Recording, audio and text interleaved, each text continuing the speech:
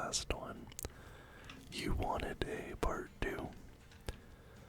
So we're gonna do a Jackrabbit trucking. We've got 49 grand in the bank. And let's grab a quick job. We still don't have enough money to get our own truck, but let's maybe grab a Las Vegas job. We could do Las Vegas to Yuma, Arizona. That seems like a pretty interesting job. Let me see, I don't think there's anything else here. Las Vegas to Las Vegas. 519 bucks. It's kind of funny. We'll do Las Vegas to Yuma. Let's take that job. We get 10 grand for that one. So we're gonna start here.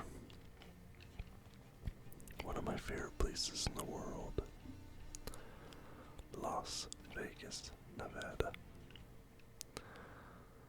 Spent a lot of time in this city over the years. A lot of time.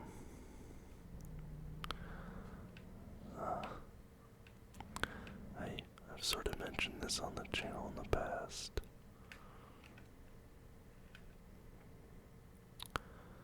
Well, I've already sort of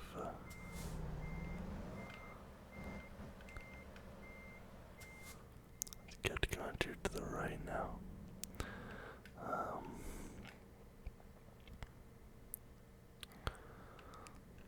But I used to come twice a year, at least once a year, but often twice a year out here to Las Vegas. I spent many days here. Over the years, at a certain point in time, it felt like a second home to me.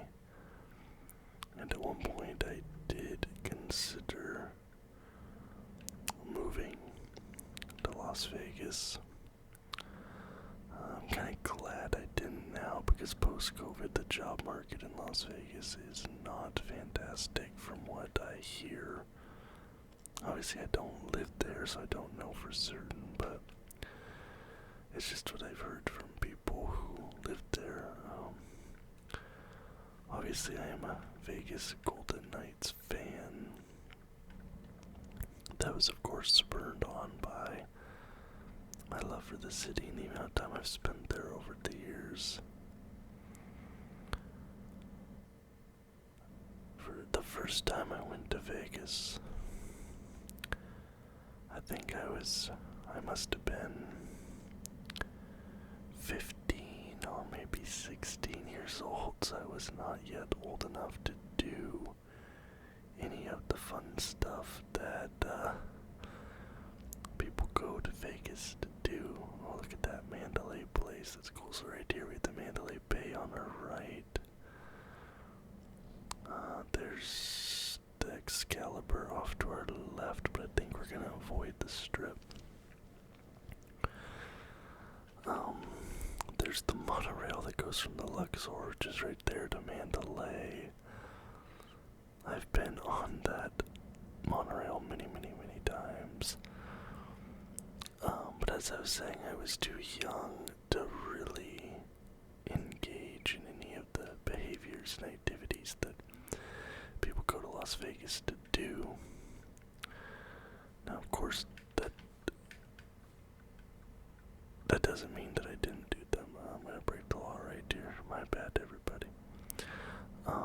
My older brother went with me. It was me, my parents, and my older brother. He's about maybe 7 or 8 years older than me. I don't know exactly.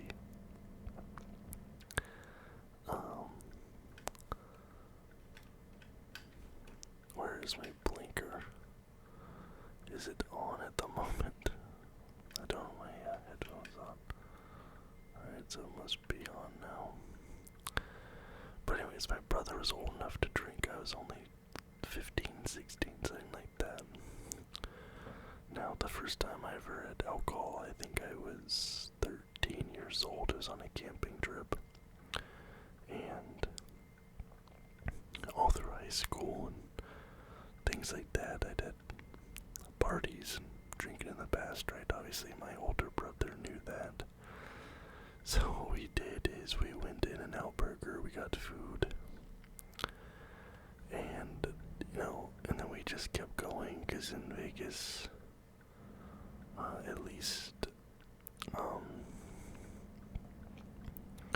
when I went when I was younger, I think it's a little bit different now. I think they've gotten rid of some of this stuff, but the casino we were staying at the time, which was the New York resort, they had a free, like, soda, refills and stuff, especially if you're, like, underage. Like, I don't remember exactly how we got it, but, I was getting free soda refills, so I had a In-N-Out cup that I kept just refilling with, soda from, I don't remember, it was like the bar or free drink station or whatever. It's obviously been quite a few years at this point. And then my brother would just buy me airline bottles of rum, and I would dump 2 or 3 of those into my In-N-Out cup, so I was just walking around 15 or 16 years old in Las Vegas, drinking rum and cokes out of an In-N-Out cup. And I guess sort of the funny thing about that is that In-N-Out cups have Bible verses printed on them. I sort of, as I am, I don't think I was really committing a sin, but,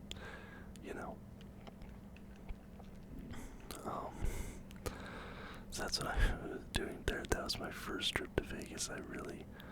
That first time honestly made me fall in love with the city in general, just being that age, and seeing all these things, that were kind of taboo, obviously, given my age.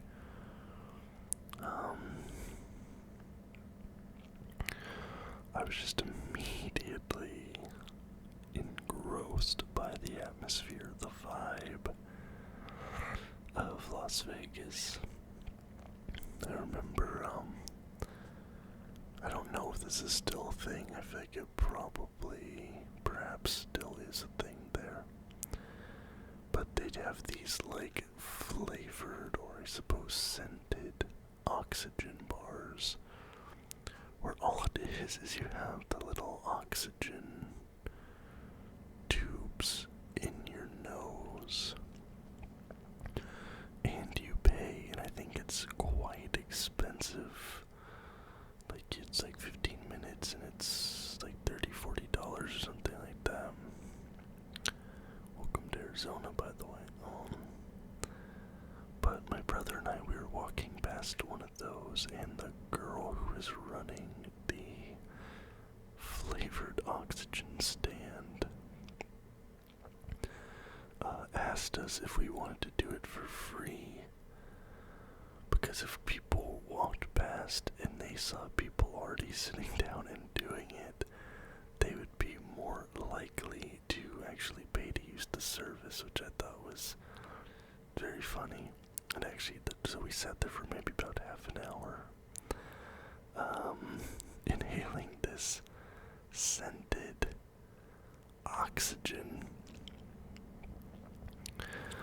and it was actually kind of nice. I certainly wouldn't pay for the experience, but it woke me up for sure, and the smells were pretty good. I mean, obviously you're getting fairly pure oxygen pumped directly into your lungs, so it does, I know it does have some, like, healing properties, but, like, it wakes you up a bit. I think it's, like, similar effects to having a strong cup of coffee or something like that. But that was the first time, and I went a number of times over the years. There was one Christmas that we met my oldest brothers, not the one that I had snuck the rum and cokes with, but older than him. He had moved away quite a while before this, and we decided to have a family meetup on Christmas in Las Vegas, which it did, of course, end up being a I'm not gonna say that, but a you-know-what show. Four-letter word beginning with an S. Especially at the airport, I did not really think that one through, or I guess my parents didn't really think that one through. I think I was 20 at the time, so I was old enough to do some things, but still not old enough to drink. And I remember, we were down on Fremont Street, so downtown Las Vegas, not the Strip, which nowadays a lot of people prefer downtown Las Vegas to the Strip. For me personally, there's it's still kind of shady. Downtown Las Vegas, I have gotten solicited for drugs and money and stuff way more than on the Strip. It just feels less safe to me, so personally I don't prefer it, but I understand the people that do, because it definitely has that sort of grittier vibe. We have to weigh our truck here. Okay, let's get in here. But we were down there on Fremont Street at this casino called Mermaids. I don't actually know if Mermaids even exists anymore. I know a lot of those places have been bought up and renamed or torn down, whatever else. There's a lot of changes going on in downtown Las Vegas, down Fremont Street. But I was at Mermaids, and I was sitting on a slot machine. Obviously I was not old enough to be on said slot machine, but I was like, you know what, man, I'm only a few months away from my birthday. Whatever, I kinda just was over not being legally allowed to do many things. I was gambling, and I end up hitting, thankfully, I got a really big win on the slot machine I was on, but it was below the threshold for what would have been a hand pay, or where you have to show your ID and social security card and all that stuff, where I would have definitely gotten arrested. But I think it was it was $900 and something, I think. I think the threshold is just over $1,000, $1,200, something like that. I don't know. I've never had to get a hand pay before. I've never won massively on a slot machine. I've won a few $100s a few times. I got a $500 payout one time on a Sharknado machine, which, just the fact that it was a Sharknado machine, I enjoyed that. But that was definitely a stroke of luck for me, not having to get a hand pay while underage. I ended up going to a hookah lounge. I'd been to a hookah lounge a few times in Portland. There was one that was basically just in this guy's house. It was extremely sketchy, but there was this one in Vegas that I went to, that go around with my girlfriend at the time. Back then she was from Las Vegas, so she had some friends down there. We went to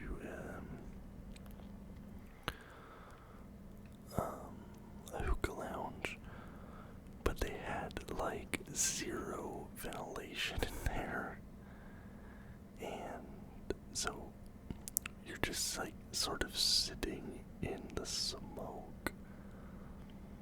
And two of my friends actually in that group ended up throwing up because it was I guess it was too much for them, I don't know. What's actually funny is that was such a phase for me. I don't know if anybody else had that phase, but I was really into hookah for a little while. I had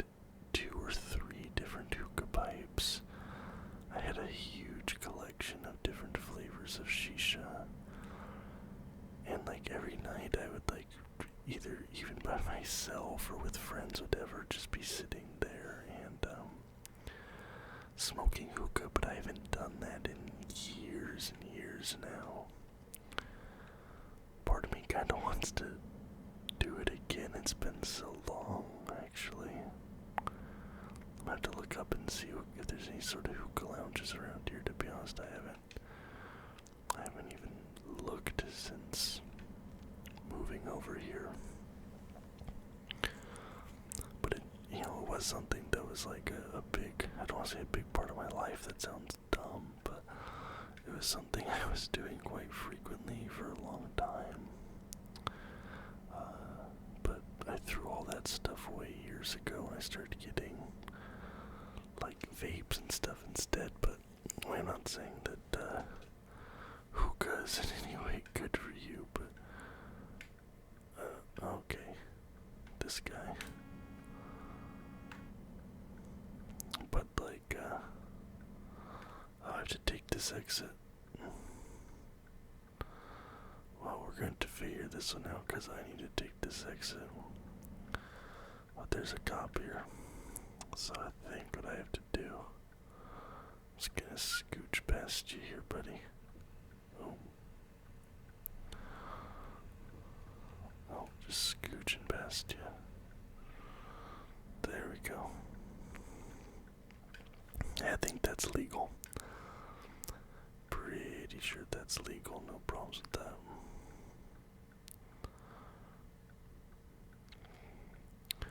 But yeah, as I was saying, I'm not saying that shisha is healthy in any regard, but I don't know, I have this sort of sneaking suspicion that it's probably not as bad for you as vapes are.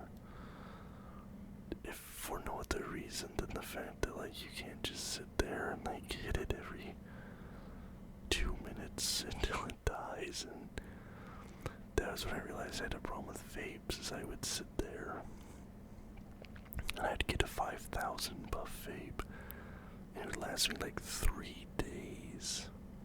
And that's when I was like, oh, okay, this is, I have a problem here. Well, I guess it's not really a problem. I think it's an oral fixation. And I've always, told people this, but very few people believe me. Just because I think they disagree with me.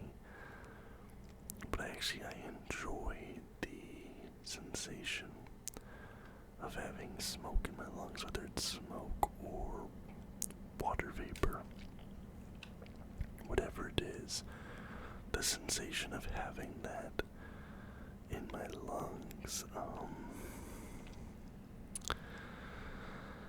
it's something that I enjoy, but I don't think I actually get addicted chemically to things, and I don't know if this might be hubris or something, but I've sort of convinced myself that it's something with I don't know if it's my brain chemistry or what it is, but I don't think it is possible for me to get chemically addicted to a substance. When I was in high school, I had a period of time, my junior and senior years of high school, where I was smoking cigarettes every single day, multiple a day. I wasn't a pack a day smoker or anything like that, but maybe a pack a week. And then one day, I just quit completely cold turkey, and I was totally fine. All through my teenage years and my early 20s, I used marijuana very, very heavily. And I quit that without any negative, issues. Now the big one, I'm not even going to say the name of it because, demonetization, whatever else, but there is a certain white powdery substance that I hear is quite popular in the United Kingdom. And after my divorce, it kind of spiraled a little bit for a short while, and I was using this white powdery substance, not a lot, but once or twice a week. And I never got addicted to that either. One day I just stopped using it and I never felt any negative consequences from doing so, so I don't know. I definitely am not going to put myself into any dangerous situations to test this theory. But it's just something I've sort of noticed about myself. Now, on the other hand, though, I do think it's possible that I'm addicted to caffeine, but at the same time, I think that's something that is just sort of a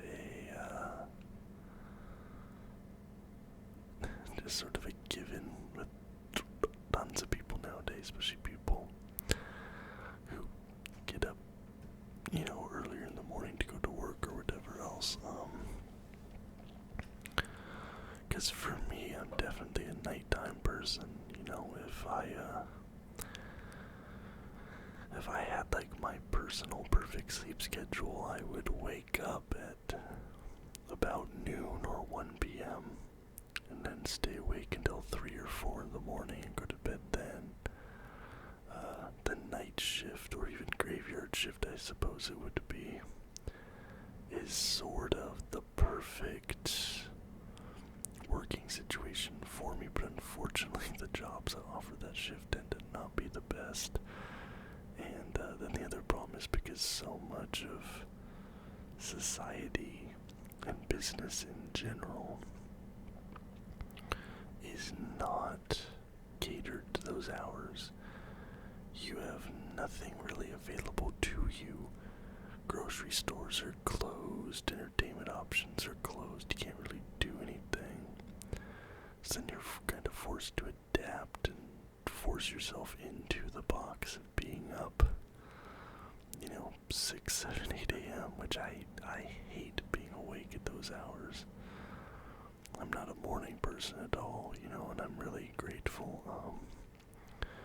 This new job I got, they've been really, really good working with me on my hours, which, having this level of, cooperation and collaboration with management is definitely not something I've ever been used to in jobs I've had previously. But my boss, the only person I report to in the business is the guy who's literally the head of the entire place. There's nobody else above me, which is really cool. And I basically told him, I'm not a morning person. I work better at night, basically what I just told you guys right now. And he's like, well, look, we can't accommodate that 100%, but why don't you come in at 10 a.m.? So, my days start at 10 a.m., which is perfect for me, because, I'm still getting up early, but not as early, when I worked at the bank. Because of my commute, I lived about 45 minutes away, all this other stuff, and, I was some days waking up at 5 a.m. Now, I know for some people that's very, very normal, but I just couldn't function that way, and there's literally days where I felt like I was just sleepwalking through the day. When I was at university, I was purposely structuring my class schedule where I was only taking classes that started at 2 p.m. at the absolute earliest. And then there was one year where I was very strategic in my class. I'd look at the classes and okay, I'm going to decide my classes based on what the schedule is. Because there were some classes where you would meet for 1 hour every day of the week. And I was like, miss me with that. Give me those 2-hour, twice a week classes. And then I'd fill my schedule with those, but I'd make sure they were all on the exact same day. And I think my very last in-person semester, because I did my final semester here in Australia online. I had classes on Monday from 2 to 5, or 2 to 6, something like that. Classes on Tuesday, and classes on Thursday, and that was it. And so my entire life I've sort of been like, okay, how can I cater my schedule to match the fact that I am not a human being until roughly 2 or 3 p.m. Because that's true, there's days I'll wake up, let's say I wake up at, right now, because I'm going to work at 8, or I'm going to work when it starts at 10, I wake up at 8 a.m. every day. Leave the house around 9-ish, get to work, around 9:30, 9:45. But, so I get there at 10, but, admittedly, I am not even awake until, like, noon, 1, at the earliest. Like, it's just how I've always been, too. Like, even when I was a younger kid, it's not like it's a result of some, bad health choices or habits like that. It's just I've always been an evening person. And I've always wondered where that comes from, but I think there's a lot of people like that, and, it's just, some people are just, literally built different, to use a sort of a funny term. And we are still 2 hours away from Yuma, Arizona, it must be said.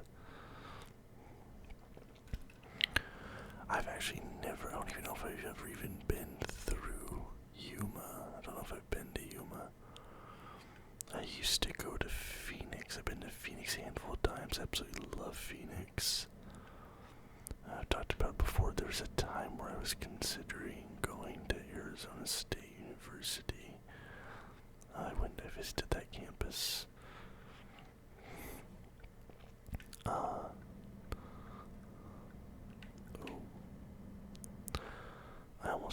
almost took out that light pulse there. But I visited that Tempe campus. I absolutely love the city of Tempe. Really, really cool place. 481,607 miles. There's almost 500,000 miles on this engine. There's no way that can be right. Can semi-trucks really go that long?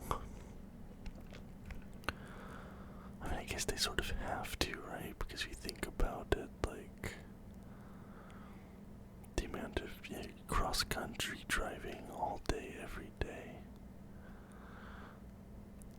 I guess that's just something I've never thought of before. But as I was saying, Arizona in general, I really like. Never been to Yuma. There's, like I said, a point in my life, I was considering Nevada. At that same point, I was also considering potentially moving to Phoenix. That was going to be after my final semester of college.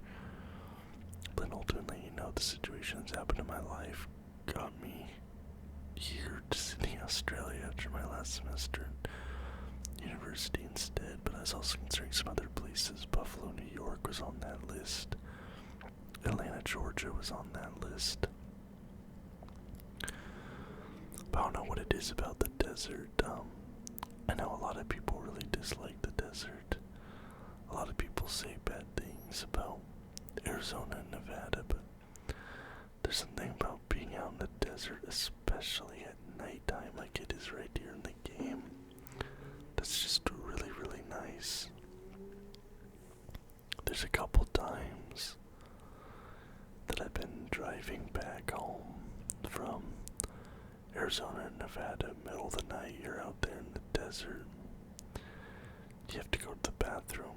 There's no cars in either direction for miles and miles. You haven't seen civilization for an hour. You just pull over on the side of the road and pee, and You're just standing out there in the pitch black desert. The only light is the stars and the headlights of your car. It's silent, save for the ticking of the engine. Maybe the music just playing off the speaker with your open door. And it has this weird coldness out there in the desert air. Like, you don't expect it to be that cold, but it's a sort of cold that just chills you down to the bone. And there's something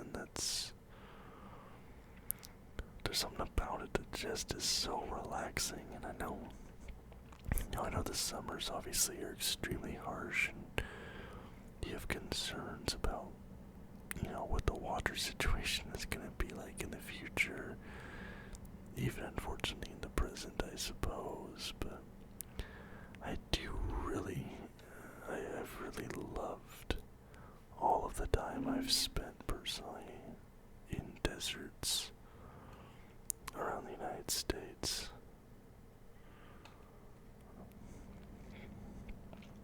We're getting pretty close now though to Yuma. About 45 minutes away now, 27 miles.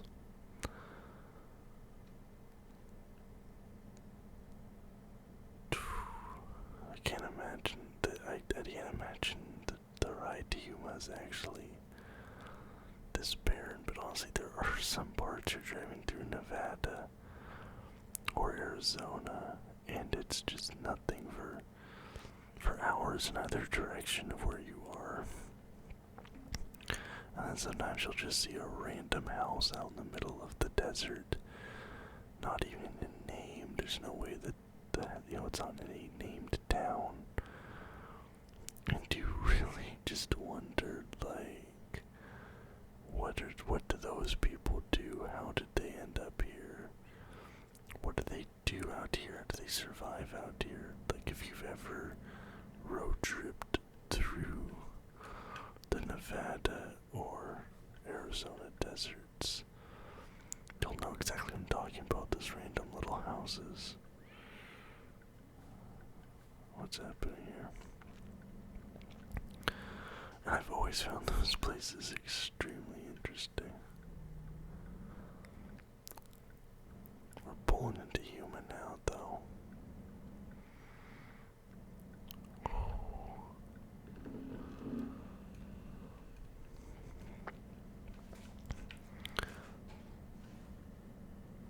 There's no way Yuma's this small, right? This is like a shockingly small and sort of quaint Yuma discovered, alright. Now that's kind of funny though, because now this is just sort of sprung up in front of me. In the middle of, like, out of nowhere.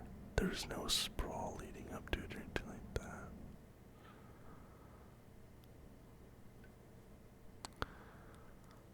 That's really interesting. Obviously in this game everything's a little bit smaller. Yuma downtown, so we're going to downtown Yuma.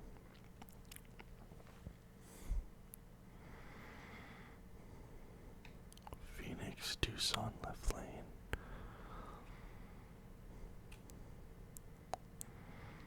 And there's just something so relaxing about this game, though.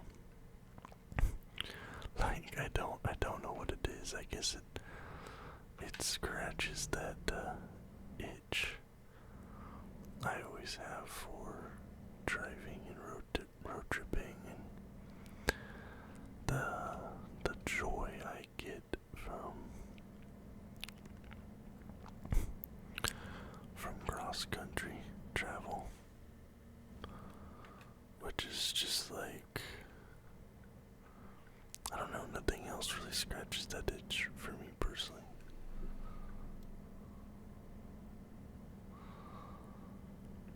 And it's something I miss. It's something I want to get back into living here. I think I said that in the last video, but it's something I haven't been able to do yet. But Melbourne's only about 6 or 7 hours away, I think.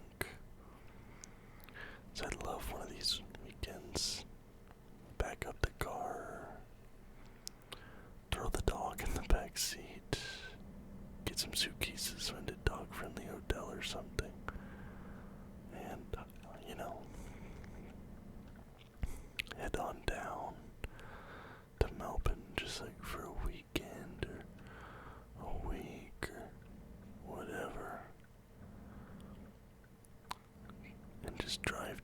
instead of flying or taking the train or whatever. Also, taking the train would also be cool, because you guys know I love trains.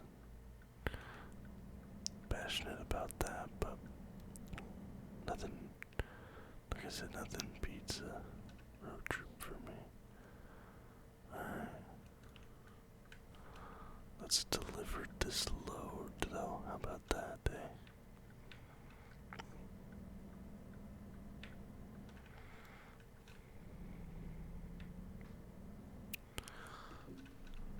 Okay. And let's pull in. And that was a very long trip. I was considering doing 2 trips in this video, but we're now at 60 grand almost, though, but that ended up being nearly a 40-minute trip, so I do hope you enjoyed the video. If you did like it, please leave a thumbs up and subscribe to the channel for more content just like this almost every single day. Till next time, guys.